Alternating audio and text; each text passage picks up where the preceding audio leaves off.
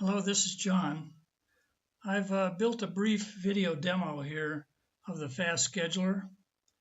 Kokon has sent me some of your data, and I've tried to use it to make the demo realistic, but there's a lot to learn about your environment, and so if I've missed some details or have some of the modeling wrong, forgive me. I'm still learning, but hopefully it's close enough to the real situation that you'll recognize how you can use the fast scheduler. So what we're seeing here is the main page, and I'd like to call your attention to two lists that are over here on the left-hand side. There's a not scheduled order list and a scheduled order list. And here are the list of the orders that I have scheduled. I've called these orders. They could be customer orders, they could be production orders, they could be called something different other than orders. So you could call them runs or production sequences or whatever. Whatever you'd like to use will show up here on the two lists. But the main idea is that things are moved from the not scheduled list to the scheduled list and back. So I can select a few things like this and unschedule them.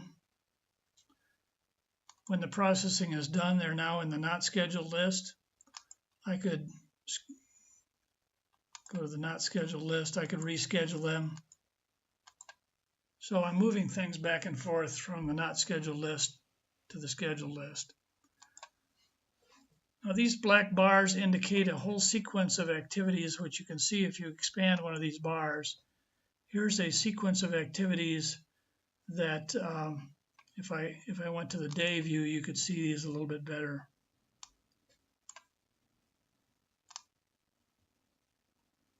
So you can see these tasks here. I think we basically have zoomed in there to a day view, but let's go back to the week view. And any one of these can be expanded so you can see the sequence of activities. And you'll notice that there is some overlap here. The fixing task can start before the predecessor welding task is completely finished. So we've built in some overlaps because your data seem to indicate that that's how things can be made. There are some other views here. We could look at the resource view. This is a particular individual, and he has some assignments here, and you can drag over here and see what his assignments are. We could look at all the people. So we could go up here and select any and go, and it will show you then all the assignments for all the people. I can zoom in on this display, move it over, zoom in, and then I can drag over any one of these blue bars and you can see when the people are being used and what they're doing. There are other ways to look at what they're doing, and we can look at the resource utilization here, and I'm going to select people, technicians, and let me go down to this person we know is scheduled here. There he is. We can look at a profile chart for him. And again, we can zoom in on this if you'd like. We can also look at a report which says, here's what he's doing. From 3:38 to 6 p.m. he's welding for this particular order. All right, this export button is interesting. If you click on that, that's what is going to allow you to export information to a QAD or any other legacy system that you might have. All right, so let's go and I'll show you how we define these resources.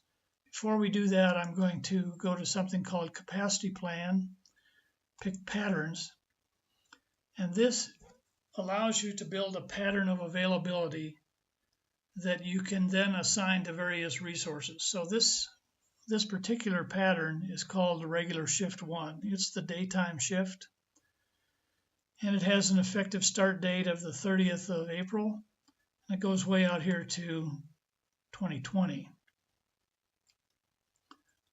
It starts on a Monday, And this one shows a pattern that goes from 8 to 10, 10:15 to 12:30, 1300 to 1500, 15:15 to 1800. Those are the work times with the breaks in them. So between 10 and 10:15, whoever inherits this particular capacity plan is not available. This pattern starts on a Monday, goes for 5 days, and then there's 2 days off, and it repeats like that out into 2020. We have the full-time 7 days pattern. This basically starts at midnight, goes for 7 days all day. And we use this for things like machines, which we say are available 24/7. That helps you if you're trying to schedule an overtime shift, or if you're trying to schedule on the weekends or something like that. We assume the people are the ones that are interrupted, and so things won't schedule without the people. That, of course, can be changed. Now, the night shift I modeled in 2 pieces. 2A goes from 6 p.m. to midnight, and then it goes from midnight to 4 a.m. And because of that day boundary of midnight, I just modeled this in 2 sections, a little bit easier to create the pattern that way. So if we now go to how we define the resources, we can look at people. So let's look at the personnel, and let's pick somebody. I'll pick on the same guy here. He's been assigned to the daytime regular shift 1. If we wanted to move him to the night shift, you just click these toggle back and forth, and you'd do this. So there, now he's assigned to the 2 segments of the night shift. He can inherit the holidays as well. Right now, I haven't defined the holidays, so I'll just put him on a regular shift 1 like he was. Now, this particular resource individual has certain attributes, and we've given him a skill, and he's a welder, and that's his skill. If you wanted to define somebody new, you can just click on that. It's going to define, leave as much of what you had as possible, and you put a new name in here, and then you can edit anything else. So it's very easy to add a new resource. All right, I think if we look at somebody else here, he's got 2 skills. He can fix aluminum leaves, or he can do copper bending. And his capacity plans, he's a night shifter. So, and these were arbitrary. I didn't have the information that said which people work on which shift, so probably not completely accurate. So let's go back to the timeline, and I've called the timeline May production. I'm scheduling in a forward direction. I'm starting on a Monday at the 30th of April, and I'm ending the 1st of June. So this is basically overlaps the entire month of May. This is a solver. There are several solvers that can be picked here. This is a good one to use when you're starting, because it tends to spread the resource assignments as evenly as possible across both the people and the machines or workstations. So if we go to that timeline, I can show you now. Let's go back to the task view and go to the week. So there's their tasks again. Let's take a look at how an activity is defined. So I'm going to unschedule this guy so we can see it, how it's defined before it was actually put on the schedule. And so it's now not back in the not scheduled list. And if I order, let's expand that, and let's take a look at this particular activity.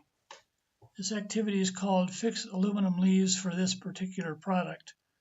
And I can click here and say that it's associated with order 248. And it can start as early as May 7th. If you click on that, you can adjust the earliest start time. Latest finish time is the I picked that day. Let's pick a Friday. That's a little bit better. It has a duration of 15 hours, 56 minutes, and 40 seconds. So you're probably wondering, why do I even worry about seconds here? I'll show you why that occurs in a minute, because this thing was automatically calculated. Okay, there's some information you can put in the description fields here. You can add as many as 5 tags that will write along. This is very good for report generation. But here are the required resources. It requires a workstation, and I've picked the wildcard any. Here's all the workstations.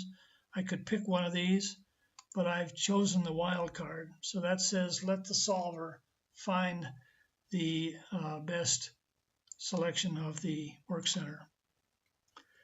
The segments are the intervals within the activity that are required for this resource. So this says that the machine or the work center is used from the beginning of the task, 0, all the way to the end of the task, which is 15 hours, 56 minutes, and 40 seconds. This just allows you to use a resource on and off during the activity, or use several different resources in different configuration profiles. Here's a technician that's required. Again, I've chosen the wildcard, but the wildcard says you can only pick somebody with a skill to fix AL leaves. Lastly, I wanted to look at the predecessors here. Here's the predecessors for this task, and all of these have to schedule. And notice these negative offsets. That means that in this case, the fixing leaves task could begin 1 hour and 56 minutes and 40 seconds before the end of the weld 1 task.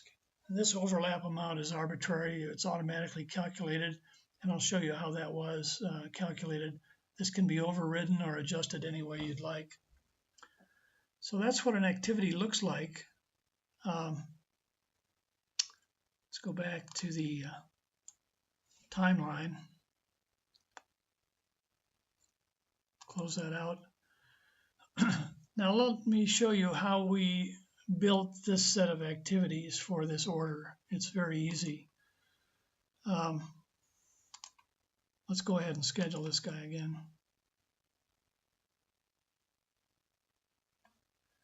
Okay, so he's back on the timeline here, right there.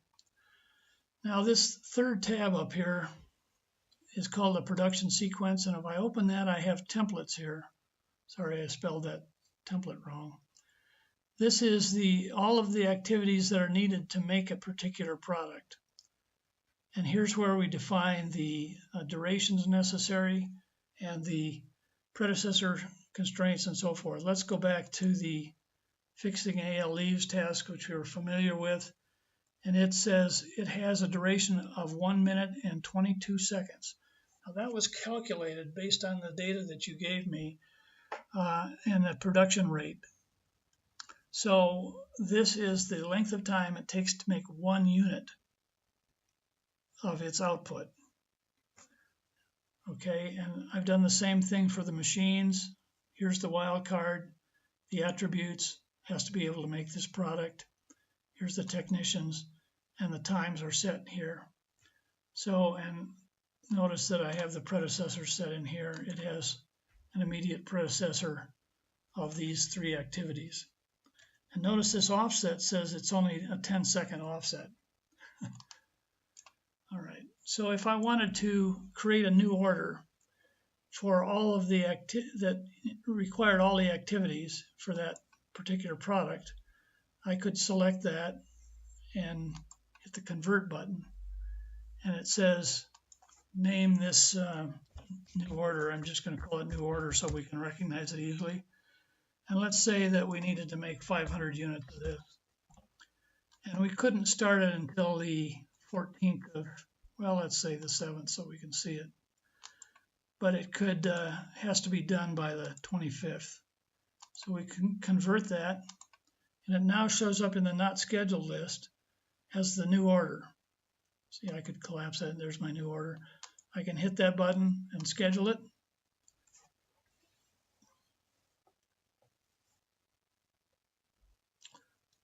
And it has scheduled the new order right there, and you can tell what its duration is. Starts at 4:25 on Monday the 7th, ends at 6:36 on May 11th, which is a Friday. So I use that whole week, and of course I can see the individual activities there. So what you will do is build a template for all of the end products and any semi-product that you want to be able to sell or have in inventory. And then when you want to make something, you select the template. I'll select this one this time. Hit the convert button, give it a name. So this is where I put the order ID, and then the quantity that you want to make, the window that you want to make it in, beginning of the window, end of the window, hit the convert button, and it creates that order. Now let's say that someone calls and says, I need a certain number of a particular product. Can I have it by a particular date? So you're going to go up here to the available to promise and select the template. So let's select this guy. Say I need to make 500 of them. And I hit the get available to promise. And it says you can, with the current load on your schedule, you can produce this by 4:22 in the morning on 5:29. All right, so that's a very handy capability. So that gives you a little bit of a tour of what we can do with this. I look forward to giving you a live demo, and thanks for watching.